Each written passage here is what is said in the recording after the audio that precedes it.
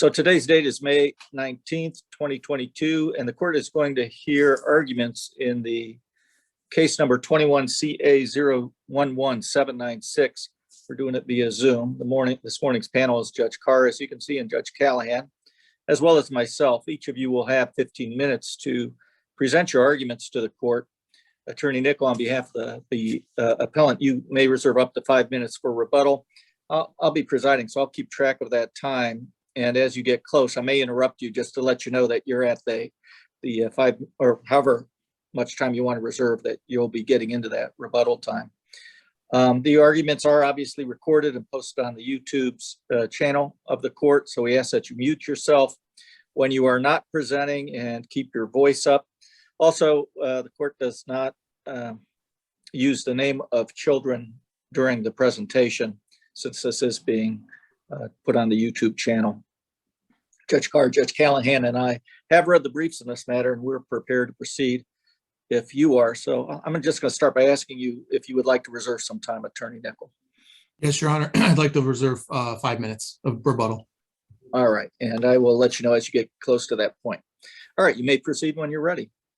Thank you, Your Honor. May it please the court, my name is Wayne Nickel. I represent the appellant in this matter, Jessie Maran. I've represented Jessie for a long time now. As the case indicates, my statement of facts indicates, this case has been going on for a long time. It actually was a refile from a prior case that was filed and litigated and refiled in October of 2018. And father's appeal from start to finish, we filed September 21st of 2021, nearly 3 years after the case was originally filed. So a lot happened in those 3 years. A lot happened prior to father filing his the motion that he filed and bringing it to the court's attention.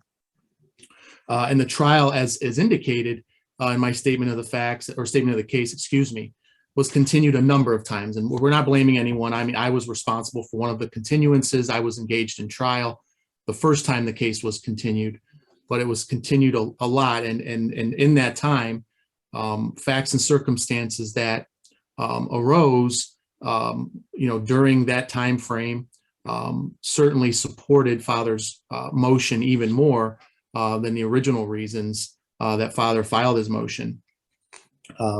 It's our contention, Your Honor, that the trial court did not give the proper weight and consideration to the facts that were presented to the court in arriving at its decision.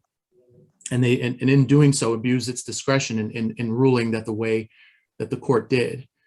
With regard to the first argument, it's a mystery to me, and I've read the decision numerous times to try to figure out how the trial court arrived at the decision that there was a change of circumstance, and as I pointed out in my brief, had to have been a substantial change of circumstance pursuant to the statute and case law, not just an inconsequential change.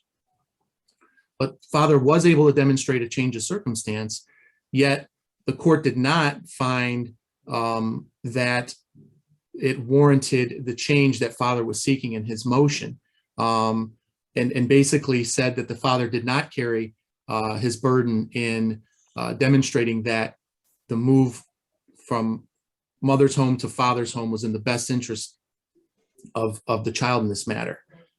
All of the evidence presented, the numerous witnesses father presented, in addition to cross-examining the mother and the way that she was parenting and failing by father's arguments,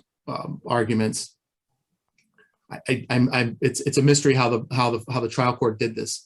And really, if you look at the decision, the trial court seemed to say, yes, the child is doing bad in school. Yes, the child has been moved, several times, even during the litigation.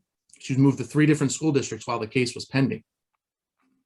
Yes, mother's situation was tenuous, and father is very helpful in helping the child with her schooling. Both parents love the child, yet arrived at the decision that the child should stay where she is. The court, if you look at the decision, focused on well, if we move her one more time, that's going to be another move, and that's going to be detrimental to the minor child.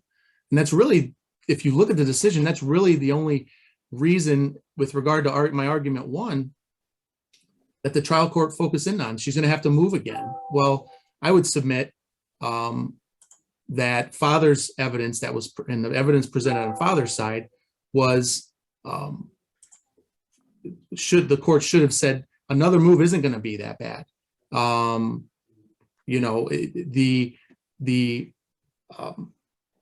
evidence that father presented showed that the change in the environment to the child outweighed, and the advantages of that change outweighed the harm that would come to the child. There was no harm that would come to the child. The trial court did not articulate that. So I believe with regard to that first argument, Your Honor, that the father did meet his burden, excuse me, and everything that was presented to the trial court. And the trial court abused its discretion by not arriving at the correct decision, which was not only was there a change of circumstance that was substantial, but that the change should have happened, and the child should have been put into the father's home. So what about the fact that the court did do an in-camera, interview of the child, who is what, 13 now?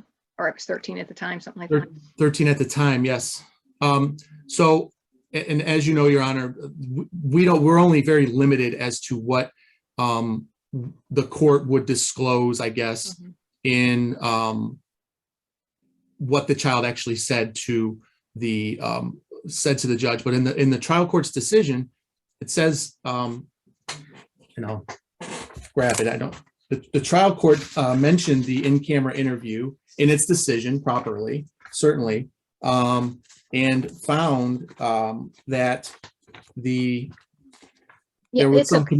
I was going to say, it's okay. I remember that the trial court mentioned that the child got along well with both parents, and dad helped her with her homework more, but she also had some problems interacting sometimes or communicating with dad. Yes, absolutely. So certainly that is a factor that the court can consider. I don't believe the trial court's decision gave a tremendous amount of weight to that particular factor in terms of arriving at the best interest factor, or excuse me, the best interest analysis. It wasn't, as I read it and I understood it, the in-camera interview was not a detrimental factor for the father at all, based upon the trial court's decision. They said there were some issues in communicating, but really didn't mention that, the child expressed reluctance in, living with father.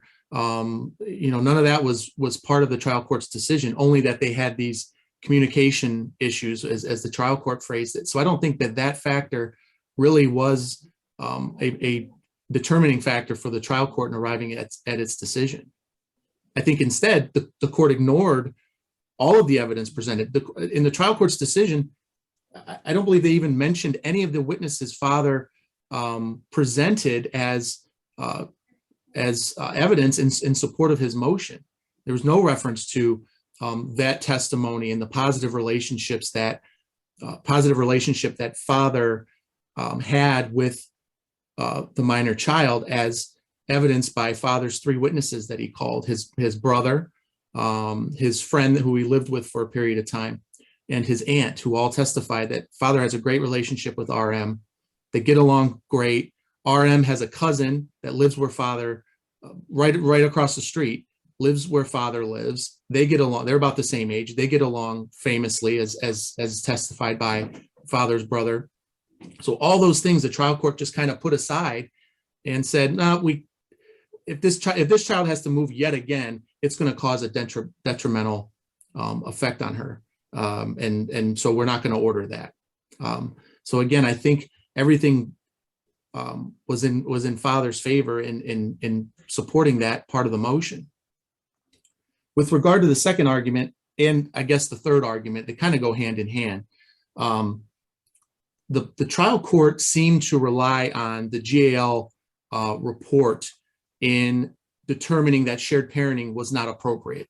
And just to be clear, father filed a motion, for custody, but in the alternative to have a shared parenting plan, because when father came to court in March of 2018, he had not had a shared parenting plan. There was prior litigation that resulted in father only having a visitation schedule that was akin to the court's standard order, which is very limited, every other weekend and 1 day a week. But he asked in the alternative, here's my shared parenting plan. It was properly filed, timely filed, and designate me as residential parent for school purposes, because I can do a better job and make sure that this child has success going forward. And the trial court seemed to rely very heavily on the GAL report, which I pointed out in my brief.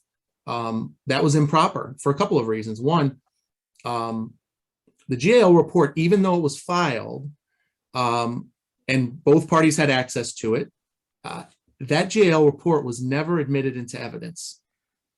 The trial court made mention, and Attorney Ramsey points out in his brief that there was some discussion of, well, I guess I can read the GAL report, and nobody objected to that as protocol for reviewing the GAL report. The reality is, generally, the court does review the GAL report prior to trial. But there's Attorney Nickel, I'm going to just interrupt you right now because you are at the 5-minute mark. You're free to continue, but you'll be going into your rebuttal time. I'm just going to go briefly into my rebuttal and then whatever time I have left, Your Honor.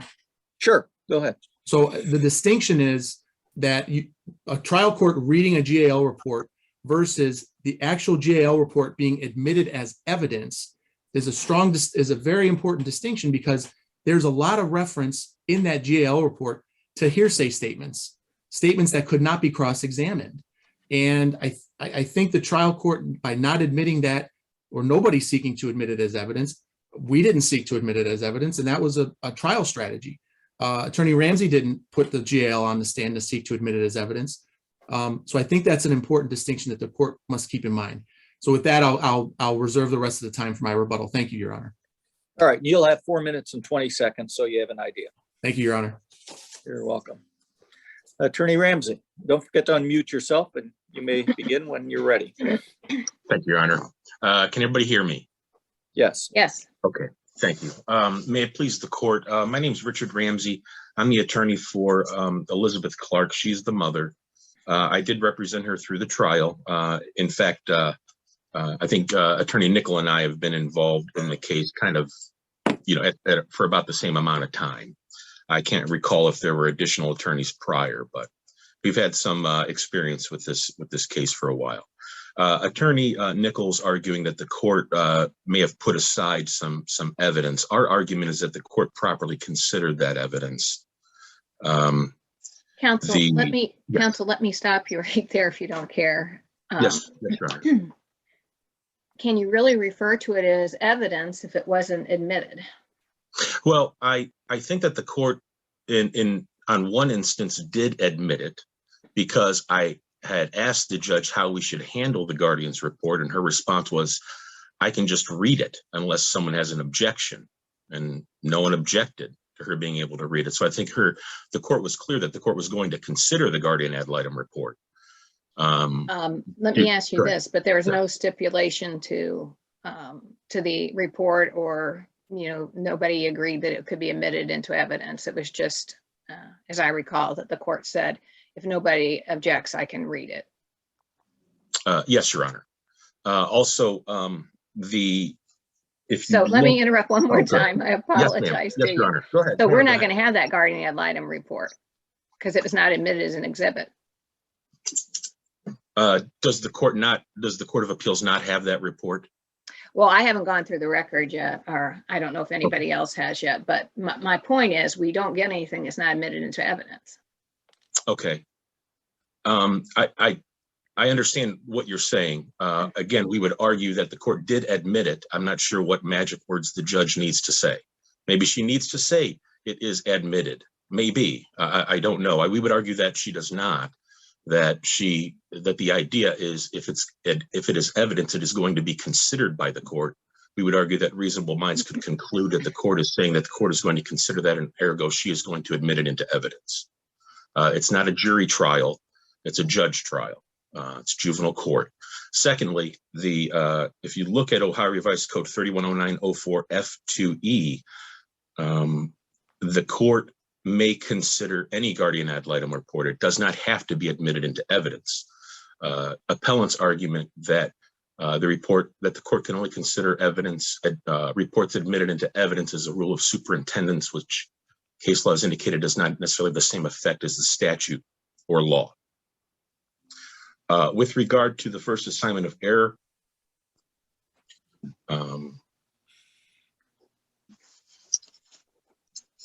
sorry, I got my notes mixed up, excuse me.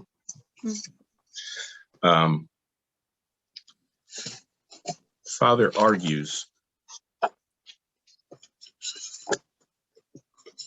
that modification of the prior custody order was in the best interest of the child, of the minor child, and was against the manifest weight of the evidence.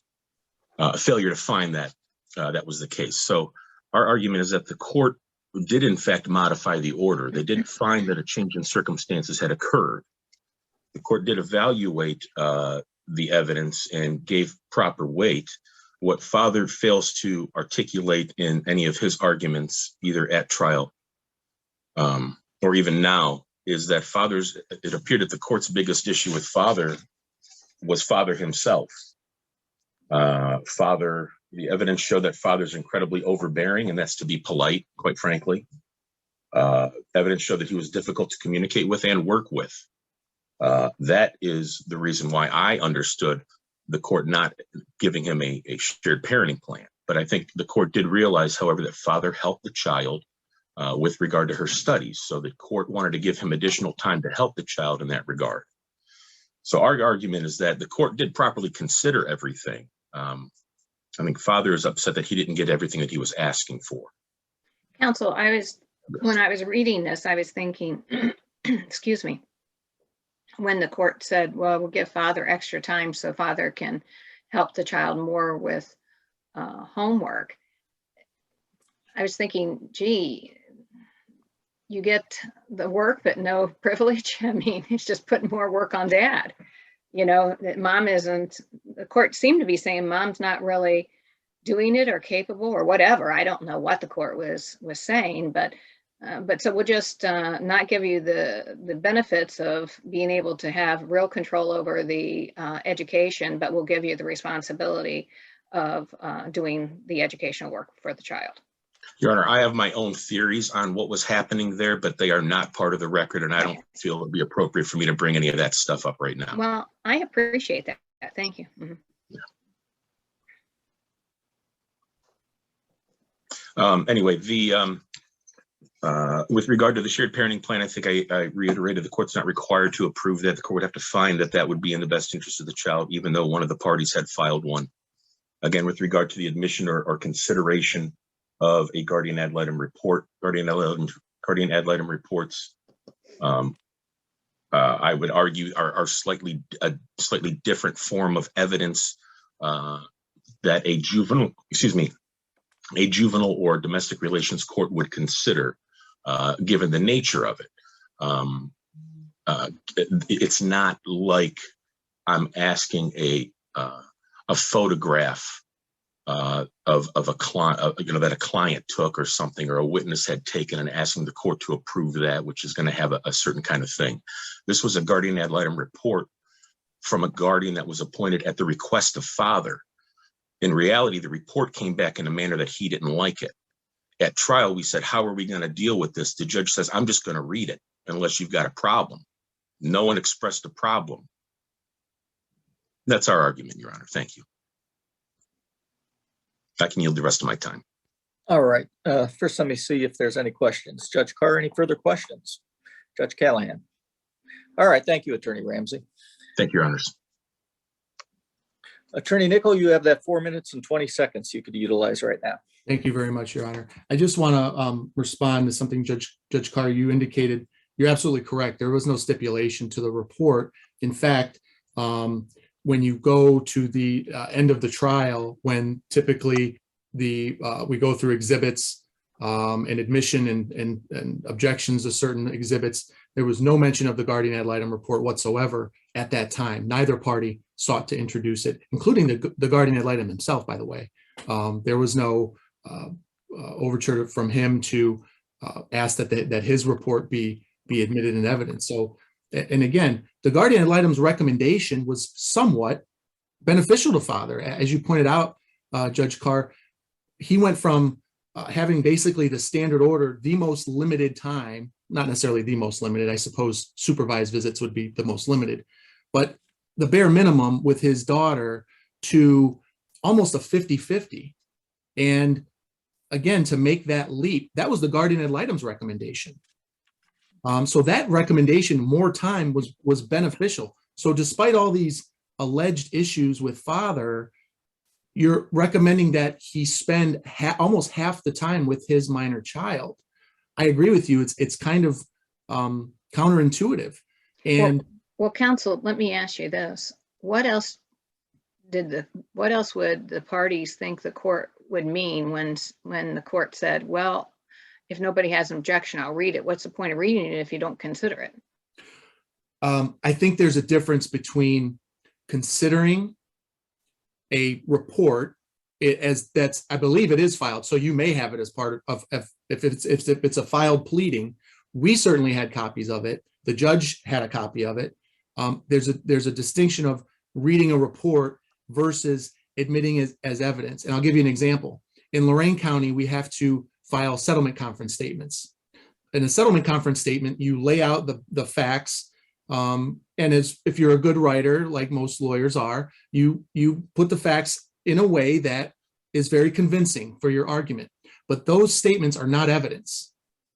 And the court can't say, I read the settlement conference statement and I'm considering that as evidence. So in this case, I would make the similarity of, yes, I can read the GAL report, which was filed, but considering it as evidence is the difference in that all of the things that were in there, father or mother, nor mother, could challenge. It was basically the GAL saying, basically setting out a settlement conference statement saying, these are the facts as from my point of view.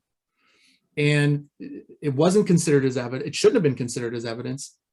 And I think that's the distinction. So again, I would ask the court, for the reasons set forth in my brief and all the reasons as stated today, to consider all those arguments and reverse the decision of the trial court. Unless there's any other questions, I yield the rest of my time. I'm curious as to how it's a manifest miscarriage of justice if it was modified and father did get additional time.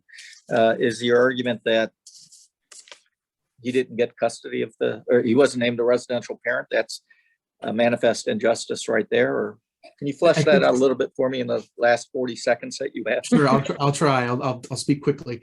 Again, it goes back to the original argument of, you found this substantial change of circumstances, the change of circumstances being the child's horrific grades. You then say father can have more time, but that's it. And mother's still primarily responsible for this child and her future.